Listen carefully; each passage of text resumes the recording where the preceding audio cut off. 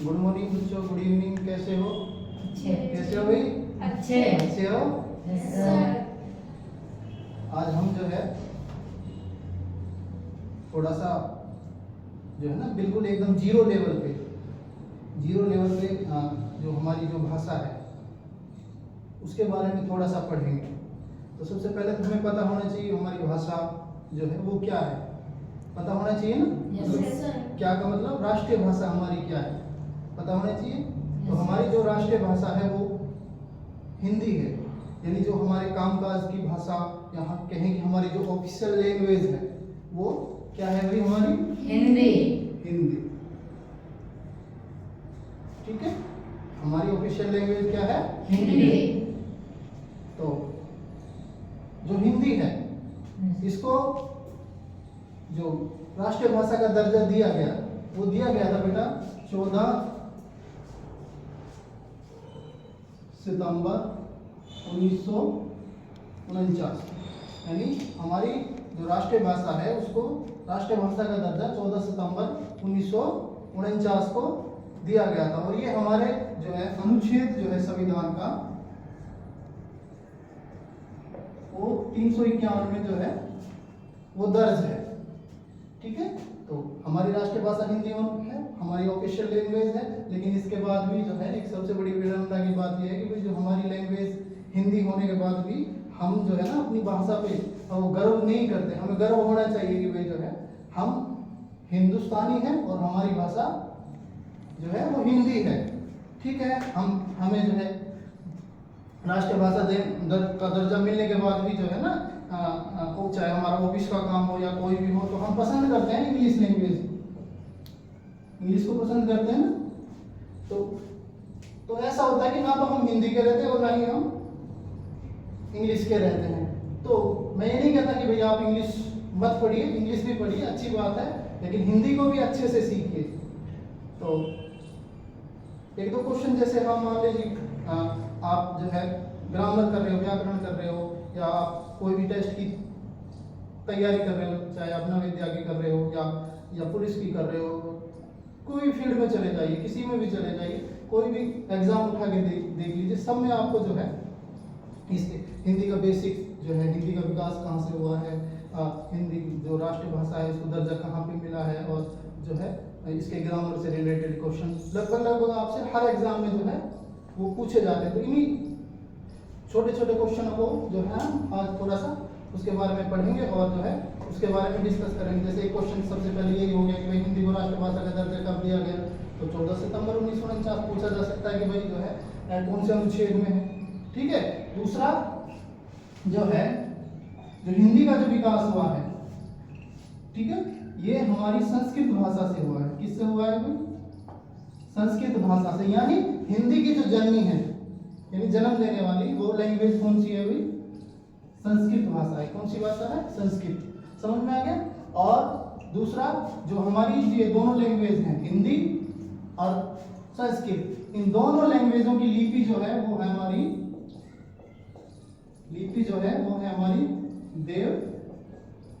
देवनागरी। ठीक है, हिंदी का जनक जो है, इसका जनक मतलब उसका आविष्कारक जो है वो पाणिनि को माना जाता है। मैं कंफर्म नहीं कह रहा हूँ कि जो है इसका जनक जो है हिंदी भाषा का जो खोज करता है वो ऐसा माना जाता है कि भाई पाणिनि एक व्यक्ति था, उसने जो है हिंदी भाषा का विकास किया, लेकिन इसकी जननी भाषा वो संस्कृत है और इन दोनों की जो लिपि है वो है देवनागरी। ठीक है, और इसके बाद ये छोटे छोटे क्वेश्चन हैं।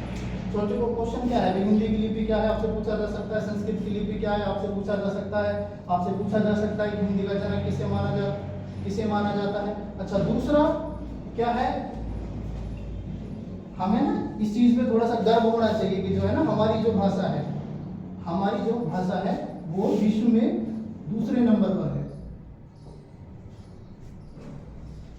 कितने नंबर पर है? दूसरे नंबर पे।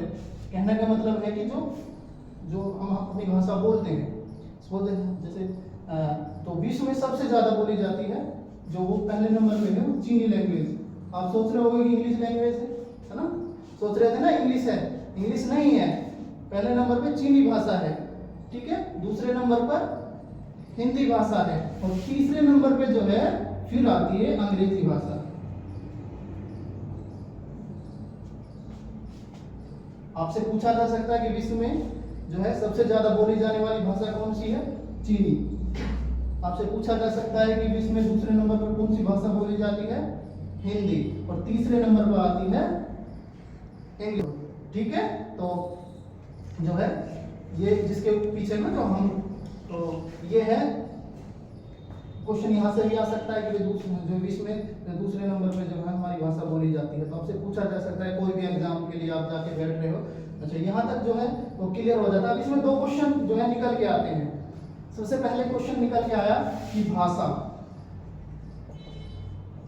ठीक है, अभी मैंने बताया ना भाई हिंदी हमारी भाषा है, तो आपसे पूछा जा सकता है कि भाई भाषा क्या होती है, भाषा किसे कहते हैं, भाषा की जो है थोड़ा सा आप हमें बताइए कि भाई क्या होती है भाषा। पूछा जा सकता है, कोई भी आपसे पूछ रहा है, कहीं भी आप पढ़ रहे हो, किसी भी स्कूल में पढ़ रहे हो, ठीक है। और ये मान के चलिए कि फर्स्ट क्लास से ही जो है इसको पढ़ाना स्टार्ट कर देते हैं, और फर्स्ट से लेकर आप कहीं तक चले जाइए। और दूसरा ये है कि ये जो चीज आज हम आपको बता रहे हैं, ठीक है, ग्रामर जो है वो कहीं कभी भी नहीं बदलती है, मतलब उसको चेंज नहीं होगी ये। जैसे मान के चलिए 2 + 2 कितना होता है? 4 होता है। अगर नर्सरी क्लास में बच्चा पढ़ रहा है वो भी 2 + 2 4 पढ़ेगा, 10th में पढ़ रहा है वो भी यही पढ़ेगा, 6th में पढ़ रहा है वो भी यही पढ़ेगा, क्योंकि ये चेंज नहीं होगा। वैसे ही हमारी जो ग्रामर है, जो हमारी ग्रामर है वो चेंज नहीं होती है, जो हमारी व्याकरण है वो चेंज नहीं होगी। तो मैं भी हिंदी पढ़ा रहा हूँ लेकिन ग्रामर शब्द का यूज कर रहा हूँ, ठीक है। तो व्याकरण जो है वो हमारी चेंज नहीं होता। भाषा किसे कहते हैं पूछ सकता है कोई भी व्यक्ति, आपसे पूछ सकता है ना। तो भाषा एक वह साधन है जिसके द्वारा हम जो है अपने मन के विचारों को दूसरों के सामने प्रकट करते हैं, ठीक है। यानी मेरे अंदर कोई भी विचार आया और मैंने उसको आपके सामने जो है प्रकट कर दिया, तो वही एक साधन, एक माध्यम है जिसके द्वारा हम जो है अपने मन के विचारों को दूसरों के सामने क्या है व्यक्त करते हैं या प्रकट करते हैं। उसी को हम क्या कहते हैं? भाषा कहते हैं। अब भाषा जो है इसके दो प्रकार होते हैं, एक होता है हमारा मौखिक और दूसरा होता है हमारा लिखित, ठीक है। एक होती है मौखिक भाषा, दूसरी होती है हमारी लिखित भाषा। मौखिक भाषा जो अभी मैं आपके सामने अपने विचारों को व्यक्त कर रहा हूँ, यही हमारी मौखिक भाषा है। आप मैं विचार व्यक्त कर रहा हूँ, आप उसको सुन रहे हो।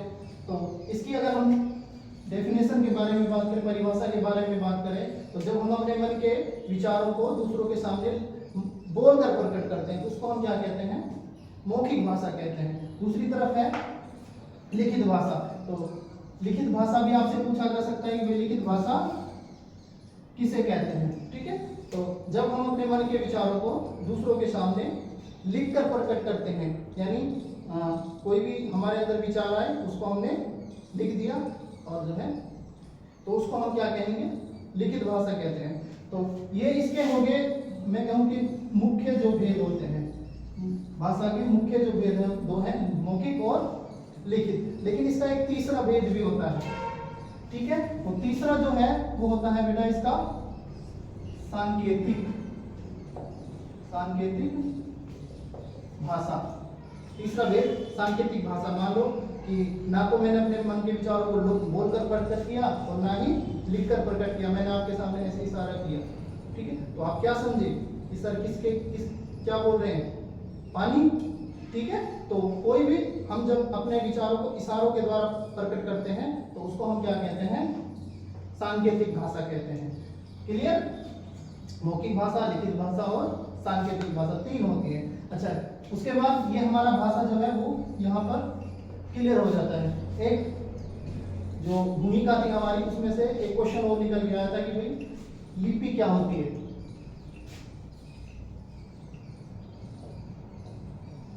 लिपि क्या होती है? यानी लिपि होती है कि भाई भाषा को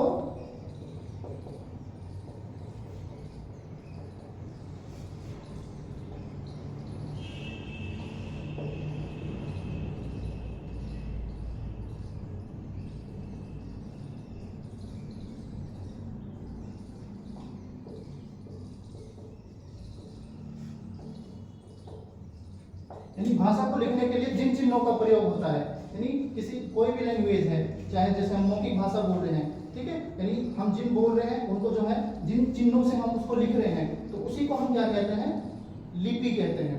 ठीक है, तो ये क्लियर हो गया।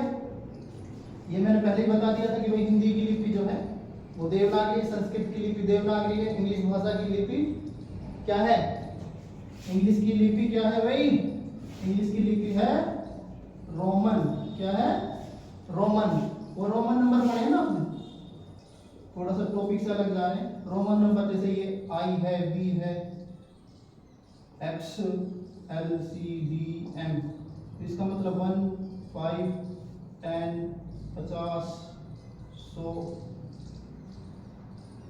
500, 1000, ये इनको हम क्या बोलते हैं, रोमन नंबर बोलते हैं ना। तो वही रोमन नंबर है। ये इंग्लिश के वर्ड है, एबीसीडी जो होती है वो जो है वो रोमन में लिखी हुई है। तो ये एबीसीडी तो है, ये आई है, बी है, एक्स है, एल है, सी है, डी है और एम है। तो इंग्लिश की जो लिपि है वो है रोमन, हिंदी की लिपि है देवनागरी और संस्कृत की भी देवनागरी है। उसके बाद थोड़ा सा और आगे चलते हैं, ये थोड़ी सी भूमिका थी हिंदी की। अब हम जो है अब पढ़ेंगे व्याकरण। व्याकरण, तो सबसे पहले तो कोई आपसे यही पूछ सकता है कि भाई व्याकरण होती क्या है, पूछ सकता है ना। तो क्लियर होना चाहिए कि भाई व्याकरण जो है वो कहते किसे हैं, कहते किसे हैं। तो एक बार ध्यान से सुनिए कि किसी भी भाषा को, कोई भी भाषा है, चाहे वो हिंदी है, इंग्लिश है, संस्कृत है, कोई भी लैंग्वेज है, तो किसी भी भाषा को शुद्ध रूप से बोलने के लिए, लिखने के लिए और उसको पढ़ने के लिए कुछ नियम्स होते हैं, कुछ रूल्स होते हैं, उसी को हम जो है व्याकरण कहते हैं। क्लियर है? एक बार दोबारा बताता हूँ, किसी भी भाषा को, चाहे वो हिंदी भाषा है, इंग्लिश भाषा है, रोमन है, फ्रांस है, उर्दू है, कोई भी लैंग्वेज है, तो उसको जो है पढ़ने के लिए, उसको बोलने के लिए, उसको लिखने के लिए कुछ नियम होते हैं। उसी नियम को हम क्या कहते हैं, व्याकरण कहते हैं। एक एग्जांपल लेता हूँ, जैसे छोटा सा एग्जांपल है,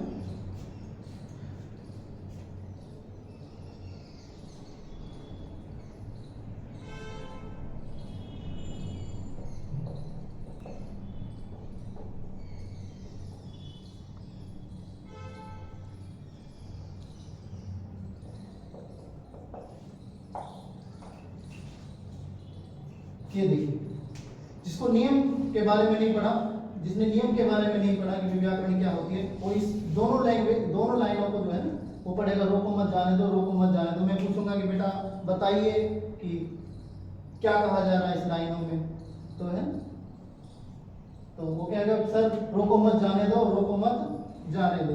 लेकिन जो ये इन्वर्टेड कोमास है, जो ये है, ये कोमा है, ये कह रहा है कि आप यहाँ पे फ्यू सेकंड के लिए, कुछ सेकंड के लिए रुकिए, रोको मत जाने दो, रोको मत जाने दो। तो फर्स्ट लाइन जो है वो कह रहा है कि भाई रोको मत जाने दो, मतलब कोई जा रहा है तो उसको जाने मत दीजिए। ठीक है, फर्स्ट लाइन क्या कह रही है, रोकिए मत जाने दीजिए। इसमें कह रहा है रोको मत जाने दो, जाने दो, रोको मत इसको जाने दो। तो ये जो है कोमा सेम लाइन है, कुछ नहीं बदला है, दोनों लाइन क्या है, सेम है। तो जो है इस जो कोमा से जो है क्या है, इन लाइनों का जो है अर्थ जो निकल के आ रहा है वो दोनों का अलग अलग है। तो यही व्याकरण हमें सिखाती है, यही मैंने इसकी परिभाषा है कि किसी भी भाषा को शुद्ध रूप से बोलने, लिखने और पढ़ने के लिए कुछ नियम्स होते हैं, उसी नियम्स को हम क्या कहते हैं, यानी रूल्स होते हैं, उन्हीं को हम क्या कहते हैं, व्याकरण कहते हैं। अब व्याकरण जो है इसको हमने 4 भागों में डिवाइड कर रखा है, 4 भागों में डिवाइड किया है। सबसे पहले होता है वर्ण, वर्ण व्यवस्था,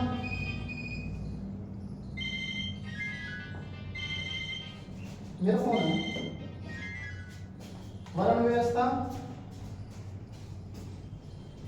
शब्द व्यवस्था, वाक्य व्यवस्था और पद व्यवस्था। 4 भाग हैं। इसके अलावा व्याकरण में ना कुछ नहीं है। यदि आपने इनको अच्छे से पढ़ लिया तो सारी की सारी व्याकरण जो है इसी के अंदर है। इससे अलावा जो बच गया वो बच गया समास, अलंकार, संधि, कुछ पत्र, लेटर वगैरह वगैरह, ये बच जाता, छोटा सा बच जाता है। लेकिन सारी की सारी व्याकरण जो है इसी के अंदर है। वर्ण, शब्द, संज्ञा, सर्वनाम, क्रिया, विशेषण, पर्यायवाची, मतलब जितनी भी आप व्याकरण पढ़ोगे सारी की सारी इन चारों के अंदर है। इन चारों को जो है आपने अच्छे से पढ़ लिया तो जो है ना आपसे जो और कुछ नहीं छूटेगा व्याकरण में। दूसरा कि ये है कि आज आपने पढ़ लिया तो जब आप नेक्स्ट क्लास में जाओगे, सपोज आज आप फर्स्ट में हो, सेकंड में हो, थर्ड में हो, कोई सी क्लास में भी हो, तो मैंने बताया कि व्याकरण जो है वो बदलती नहीं है, तो ये चेंज नहीं होती है। आज आप अच्छे से पढ़ो, अगली क्लास में काम आएगी, उससे अगली में आएगी, फिर उससे अगली में, ये चलता रहता है। तो सबसे पहले जो है हम पढ़ते हैं वर्ण। वर्ण क्या होता है, फिर उसके बाद पढ़ेंगे शब्द, पद और वाक्य। तो अलग अलग बनाएंगे इनके लिए हम। तो सबसे पहले आज हम जो है वर्ण का जो टॉपिक है इसको थोड़ा सा क्लियर कर लेते हैं कि वर्ण होते क्या है। सबसे पहला क्वेश्चन तो यही आता है कि भाई वर्ण किसे कहते हैं। ठीक है, नर्सरी में तो नहीं, तो मेरा फर्स्ट क्लास में स्टार्ट हो जाता है। फर्स्ट से लेके आप चाहे LLB भी कहीं तक चले जाओ, कितनी भी ऊंचे चले जाओ, लेकिन जो है वहाँ सामने ये है फर्स्ट में। अच्छा, तो वर्ण क्या है? भाषा की वह छोटी से छोटी इकाई जिसके और अधिक टुकड़े नहीं किए जा सकते, उसको क्या कहते हैं? हम वर्ण कहते हैं। यानी भाषा की छोटी से छोटी ध्वनि बोल दें या इकाई बोल दें, ठीक है।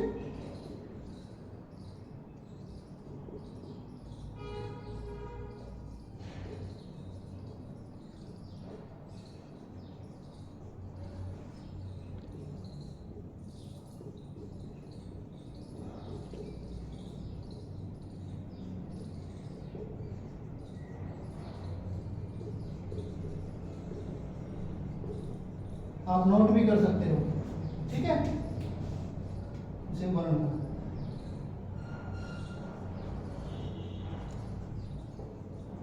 आप जो है नोट भी कर सकते हो। वर्ण क्या है? भाषा की वह छोटी से छोटी इकाई जिसके और अधिक टुकड़े नहीं किए जा सकते, उसको हम क्या कहते हैं? वर्ण कहते हैं। जैसे ये मैं मिटा रहा हूं, जैसे हम नर्सरी क्लास में बच्चे को सिखाते हैं ना, अ, इ, उ, क, ख, ग, ये सिखाते हैं ना, यही हमारे वर्ण है। जैसे अ, इ, उ, ठीक है, ए, ये सारे के सारे हमारे जो क्या है वर्ण है। अच्छा देखो, मैंने कहा कि भाषा की वह छोटी से छोटी इकाई जिसके और अधिक टुकड़े नहीं किए जा सकते, यानी किसी चीज को हमारा सपोज है हम तोड़ रहे हैं, ठीक है, तो उसको इतना हद तक तोड़ना है कि भाई जो है ना इससे आगे इसको नहीं तोड़ा जा सकता, यानी अंतिम जो उसकी पोजीशन है वहां तक पहुंचना है। तो ये जो है ये तो हमारे, ठीक है, ये तो हमारे वर्ण है। लेकिन जो हम ये सिखाते हैं ना बच्चों को, क, ख, ग, घ, ये इनको हम वर्ण नहीं बोलेंगे, ठीक है। क्यों? क्वेश्चन आता है कि भाई वर्ण क्यों नहीं है सर? क्योंकि इसके हम ना टुकड़े कर सकते हैं, इसके हम टुकड़े कर सकते हैं। टुकड़े कैसे करेंगे? इसको हम तोड़ सकते हैं, क्योंकि जो क है, ठीक है, इसके अंदर यदि मैं यहाँ पे हलंत लगाता हूँ तो इसमें से आवाज जो है वो बाहर निकल जाता है, ठीक है, तब बनता है ये क। समझ में आ गया? ख, इसमें से हलंत लगा देता हूँ, इसमें से आ निकल के आ जाता है बाहर, तो ये बनता है ख। समझ गए? तो ये वर्ण है हमारे, ये वर्ण है। अब इसके नीचे हलंत लगा दो, ये हमारा क्या कहलाएगा? वर्ण कहलाएगा, ठीक है, ये हमारा वर्ण कहलाएगा। ऐसे ही चलेंगे, ठीक है। तो इसके प्रकार और कितने प्रकार होते हैं वो विस्तार से पढ़ेंगे। सबसे पहले ये समझ में आ जाना चाहिए कि वर्ण होते क्या है। तो ये हमारे वर्ण है, इनको हम वर्ण बोलेंगे, इसको हम वर्ण नहीं बोल सकते। तो सर इसको क्या बोलेंगे हम? क्वेश्चन बनता है कि भाई सर इसको क्या बोलेंगे? फिर हम इसको बोलेंगे बेटा हम अक्षर। क्या बोलेंगे? अक्षर बोलेंगे, अक्षर। क्योंकि जो हमारी देवनागरी लिपि है वो अक्षर पद्धति में है, ठीक है। उसमें पहले वर्ण मिलके अक्षर बनते हैं और अक्षर बन के बनता है शब्द, ठीक है। इसको बोलेंगे हम अक्षर, इसको बोलेंगे वर्ण। ये हमारे वर्ण है, ये हमारे वर्ण है। अब क्वेश्चन आता है कि भाई वर्ण और वर्ण के दो बच्चे, ठीक है। ये सपोज दैट ये हो गया इनका पिताजी, ठीक है। इसके हो गए 4 बच्चे, वर्ण, शब्द, वाक्य और पद, ठीक है। और फिर वर्ण के हो गए 2, एक हो गया जी स्वर और एक हो गया व्यंजन, ठीक है, ठीक है। ये इनका दादा है, ये इसके चाचा ताऊ है, समझ गए। व्याकरण के कितने बच्चे भाई? 4, वर्ण, शब्द, वाक्य और पद, ठीक है। और जब वर्ण के हो गए 2, एक हो गया स्वर, दूसरा हो गया व्यंजन। ये याद करने का तरीका है। सपोज दैट आप जो है ना लंबा याद नहीं रख सकते तो हो सकता है जैसे कुछ ऐसे बता दिया तो उस हिसाब से जो है ना आप उसको याद कर सकते हो, याद रह सकता है। व्याकरण के हुए 4 और वर्ण के हुए 2। कौन कौन हुए? स्वर और व्यंजन, ठीक है। अब जो हम बच्चों को सिखाते हैं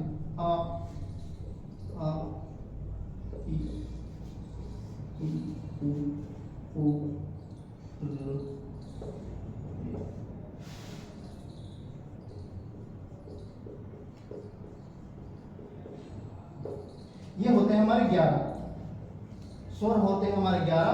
अगर हम कुल स्वरों की बात करें तो वो होते हैं 2 और ऐड हो जाते हैं तो हो जाता है हमारा 13, जो हमारे अयोग या जिनको हम बोलते हैं, ठीक है। तो ये हमारे होते हैं 11। सबसे पहले तो अब क्वेश्चन यही बन जाता है कि स्वर कहते किसे? पढ़ते हो फर्स्ट क्लास में, सेकंड क्लास में, थर्ड क्लास में, 7th क्लास में, 9th क्लास में, है ना, कि स्वर कहते किसे हैं। तो परिभाषा स्वर की भी पता होनी चाहिए, वर्ण की मैंने बता दी थी पहले कि भैंसा की छोटी से छोटी इकाई जिसको और टुकड़े नहीं किए जा सकते उसको वर्ण कहते हैं। एग्जांपल ये बता दिया था, हलंत लगा दो इनके पीछे, ठीक है। दूसरा, फिर स्वर किसे कहते हैं? स्वर का मतलब है स्वतंत्र, ठीक है। क्या मतलब है भाई? स्वतंत्र, कि जिन वर्णों का उच्चारण स्वतंत्र रूप से हो, यानी जब हम उसका उच्चारण कर रहे हैं तो कोई रुकावट पैदा नहीं हो रही है, उसको हम कहेंगे स्वर। जैसे आ, ई, उ। तो जब हम इनका उच्चारण कर रहे हैं तो जो है कोई रुकावट पैदा ना हो, यानी जिन वर्णों का उच्चारण करते वक्त या ऐसे कहें कि भाई जिन वर्णों का उच्चारण स्वतंत्र रूप से हो उसको हम क्या कहेंगे? स्वर कहते हैं। पहले स्वर के बारे में पढ़ते हैं थोड़ा सा। स्वर को हम बेटा 3 भागों में डिवाइड करते हैं। कितने में करते हैं? 3 में करते हैं। एक तो होता है हमारा हास्य स्वर, दूसरा होता है दीर्घ स्वर, चौथा होता है हमारा प्लुत स्वर, ठीक है। 11 स्वर है और 11 को हमने 3 भागों में डिवाइड कर दिया। अब आपसे यहाँ क्वेश्चन पूछा जा सकता है, हर स्वर किसे कहते हैं, दीर्घ किसे कहते हैं, प्लुत किसे कहते हैं, ठीक है। बिल्कुल जड़ में लेके जाएंगे हम आपको, ठीक है। तो आप किसी भी एग्जाम की तैयारी करो, किसी की भी, क्वेश्चन यहीं से उठ के आता है और कहीं से नहीं आएगा। क्वेश्चन यहीं से उठ के आएगा। पुरुष स्वर किसे, मतलब ये पूछा जाएगा, एग्जाम्पल आ जाएगा, या हर स्वर इनमें से कौन है, निम्न में से हर स्वर कौन सा है, दीर्घ स्वर कौन सा है, या इनमें स्वर कौन सा है, व्यंजन कौन सा है, ये यहीं से क्वेश्चन आएगा उठ के। या वर्ण की स्वर की संख्या कितनी होती है, अयोग कितने होते हैं, ये क्वेश्चन उठ के आएंगे। तो हर स्वर क्या होते हैं? स्वर समझ में आ गया? स्वर का मतलब जिन वर्णों का उच्चारण स्वतंत्र रूप से हो उसको क्या कहेंगे? स्वर कहते हैं। स्वर की संख्या होती है 11। अब 11 को 3 भागों में डिवाइड कर रखा है, हर्ष, दीर्घ और प्लुत। हर्ष स्वर किसे कहते हैं? यानी इसको हम डिवाइड करते हैं इनके समय के अनुसार, ठीक है। यानी जिन स्वरों का उच्चारण कम समय में हो, ठीक है, उसको हम कहेंगे हर्ष स्वर। यानी जिन स्वरों का उच्चारण कम समय में हो उसको क्या कहेंगे? यानी जिनका उच्चारण ऐसे कहेंगे, जिनका उच्चारण करते वक्त कम समय लगे उसको हम कहेंगे हर्ष स्वर। जैसे आ, भाई इसके अपेक्षा इसमें क्या लग रहा है? कम लग रहा है, इसको कैसे उच्चारण करोगे? आ, इसको क्या करोगे? आ, ई, उ, र, ये में। तो ये होते हैं हमारे बेटा 4। कितने होते हैं? 4। आ, उसके बाद छोटी ई, छोटा उ, र और 4, ये होते हैं, ठीक है। हर्ष स्वर परिभाषा, यानी जिनका उच्चारण करते वक्त कम समय लगे। दीर्घ की परिभाषा है, यानी जिन स्वरों का उच्चारण हर स्वर से दुगने समय में हो। ठीक है, यानी जिन स्वरों का उच्चारण हर स्वर से दुगना समय हो, यानी इनमें लगता है दुगना समय, दुगना समय लगता है। ठीक है, तो ये इनकी संख्या होती है हमारी 7। कौन कौन सी बच गई? आ बच गया, बड़ी ई बच गई, बड़ा ऊ बच गया, ये बच गए सारे। ठीक है, कितने हो गए? 1 2 3 4 5 6 7 हो गए 7। ठीक है, अब पुरुष स्वर जैसे हमने लिखा देखा ना, ऐसे लिखा देखा ओम। ठीक है, ये हमारा आता है पुरुष स्वर का उदाहरण। क्लियर है? यहाँ तक क्लियर हो गया होगा। और जो है एक बार विस्तार से दोबारा से बता देता हूँ, थोड़ा सा 2 मिनट लगाऊंगा। व्याकरण किसे कहते हैं? व्याकरण में से क्वेश्चन आ सकता है कि भाई व्याकरण किसे कहते हैं। तो किसी भी भाषा को शुद्ध रूप से लिखने, पढ़ने और के लिए कुछ नियम होते हैं, उसी नियम को हम व्याकरण कहते हैं। व्याकरण को 4 भागों में डिवाइड कर रखा है, वर्ण, शब्द, वाक्य और पद। वर्ण किसे कहते हैं? भाषा की छोटी सी इकाई जिसको और टुकड़े नहीं किया जा सकते, उसको वर्ण कहते हैं। और वर्ण को दो भागों में डिवाइड किया, स्वर और व्यंजन। जिनका उच्चारण स्वतंत्र रूप से उसको स्वर, और जिनका उच्चारण अभी व्यंजन पे तो हम गए ही नहीं है, तो स्वरों को 3 भागों में डिवाइड किया, हर्ष, दीर्घ और प्लुत। हर्ष में को भी हम जो है समय के अनुसार डिवाइड करते हैं। समय के अनुसार मतलब कि जिनका उच्चारण करते समय कम समय लगे उसको हर्ष स्वर, जिसका उच्चारण हर्ष से दुगने समय में हो उसको दीर्घ स्वर, और जिनका उच्चारण हर्ष से 3 गुना समय में लगे उसको जो हम क्या कहते हैं? प्लुत स्वर कहते हैं। ये हमारा जो है वर्ण का एक भाग कंप्लीट होता है। यहाँ पे क्वेश्चन आ सकता है कि भाई कि निम्नलिखित में से हर्ष स्वर कौन सा है, निम्नलिखित में से दीर्घ स्वर कौन सा है, या और भी कई क्वेश्चन बनते हैं कि भाई वर्ण की परिभाषा क्या है, अक्षर क्या है, वर्ण क्या है। तो इसमें काफी क्वेश्चन जो है आपके लिए जो है बन जाते हैं। दूसरा इसके विपरीत जो है व्यंजन है। तो अगर व्यंजन को और कंप्लीट कर लेते हैं तो ये हमारा जो है वर्ण जो है वो कंप्लीट हो जाएगा। अब इसकी जो परिभाषा मैंने बताई थी कि भाई स्वर किसे कहते हैं, इसका उल्टा इधर है। इधर मैंने बताया था कि भाई जिन स्वरों का उच्चारण स्वतंत्र रूप से हो तो उसको हम कहते हैं स्वर, यानी और व्यंजन की परिभाषा है जिन वर्णों का उच्चारण स्वरों की सहायता से हो उसको हम कहते हैं व्यंजन। इसको मैं मिटा रहा,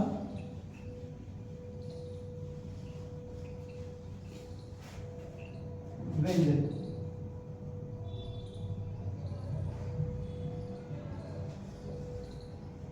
व्यंजन यानी जिन वर्णों का उच्चारण स्वरों की सहायता से उसको हम क्या कहते हैं? व्यंजन कहते हैं। इसका उच्चारण करके दिखाओगे कि करिए आप? कोई नहीं कर सकता, ठीक है, क्योंकि ये क्या है? अगर इसमें से मैंने आप को जो है अलग कर दिया है, तो इसमें जब हम आ मिलाते हैं तब बनता है ये क, इसमें आ मिलाते हैं तब बनता है ये ख, ग। तो जिन वर्णों का उच्चारण स्वरों की सहायता से हो उसको हम क्या कहते हैं? व्यंजन कहते हैं। व्यंजनों की संख्या हमारी होती है 33 व्यंजन होते हैं हमारे। इसको 5 भागों में डिवाइड करते हैं। सबसे पहले होता है हमारा स्पर्श व्यंजन, क वर्ग आता है इसमें हमारा। क वर्ग का मतलब हो गया हमारा क, ख, ग, घ, न। दूसरा होता है हमारा च वर्ग, च, छ, ज, झ, न। तीसरा होता है हमारा ट वर्ग, ट, ठ, ड, न। तीसरा होता है हमारा चौथा त वर्ग, त, थ, द, ध, न। पांचवा होता है हमारा प वर्ग, प, फ, ब, भ, म। ये 25 हो गए हमारे, क्योंकि एक में कितने होते हैं? 5, और 5 वर्ग हो गए। क वर्ग, च वर्ग, ट वर्ग, त वर्ग और प वर्ग। तो ये जो स्पर्श व्यंजन है इनकी संख्या होती है जी 25। आपसे व्यंजनों में से पूछ सकता है कि निम्नलिखित में से कौन सा स्पर्श व्यंजन है, कौन सा अंतस्थ व्यंजन है, क्योंकि इसके 5 पता नहीं। एक होता है स्पर्श, दूसरा होता है अंतस्थ, तीसरा होता है ऊष्म, चौथा होता है संयुक्त। ठीक है, स्पर्श व्यंजन, अंतस्थ व्यंजन, ऊष्म व्यंजन और संयुक्त व्यंजन, ये हो गए हमारे पहले 5 वर्ग और इनकी संख्या होगी 25। 25 व्यंजन हमारे स्पर्श में आते हैं। दूसरा हमारा य, र, ल और व, ये आते हैं हमारे अंत्यस्थ व्यंजन में। ठीक है, स, स और ह, ये आते हैं हमारे ऊष्म व्यंजन में। और संयुक्त व्यंजन में छ, त्र, य और श।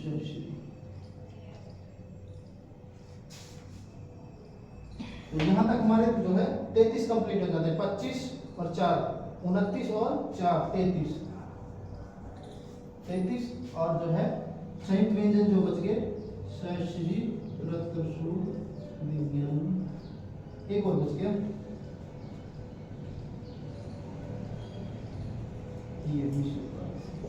ये होते हैं हमारे संयुक्त व्यंजन। तो संयुक्त व्यंजन,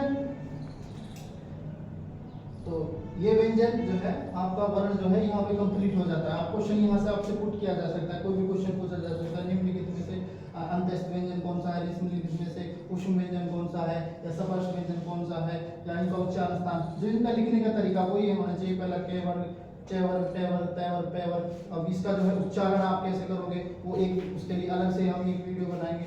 ठीक है, तो इसको जो है आप नोट कर सकते हो ध्यान से। और जो है अब यहाँ से क्वेश्चन आ सकता है कि ये जो है संयुक्त व्यंजन जो है वो किन किन जो है स्वरों से जो है वो मिलकर जो है वो बने हैं।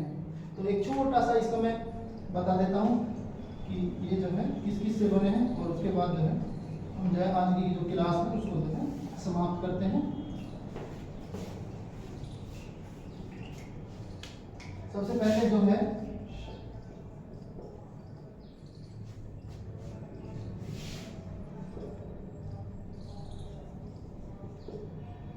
यहाँ से एक क्वेश्चन जो है बहुत इंपॉर्टेंट है, वो आ सकता है, पूछ सकता है आपको किसी भी चीज में। ये है ये का आ से मिलकर, ठीक है। तरह है जो है हमारा वो त र आ से मिलकर, ग हमारा ज आ से मिलकर, श्री जो हमारा श इसके नीचे जो है हमारा। तो उम्मीद है कि भाई जो है आपको जो है बहुत कुछ आज सीखने को मिला होगा, और ऐसे ही भी जो है हम जो है एक इससे आगे जो हमारा बच गया वर्ण एक कंप्लीट हो गया, उसके बाद शब्द है, पद है, वाक्य है। तो जब यहाँ पे हमारा वर्ण कंप्लीट हो जाता है, इसमें बहुत से क्वेश्चन जो है वो आते हैं निकल के। तो एक बार आप अच्छे से पढ़िए और अच्छे से जो है इसको देखिए, करिए, और उम्मीद है हम अपना बेस्ट कर पाए हैं। और जो है कुछ है तो और आपके जो है कमेंट वगैरह आएंगे तो उसमें थोड़ा सा हम देख के और आगे जो है उसके ऊपर भी वर्क करेंगे। और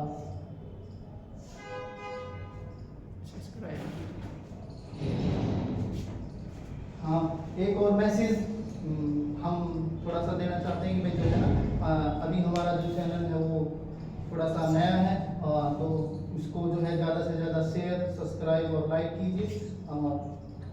थैंक यू।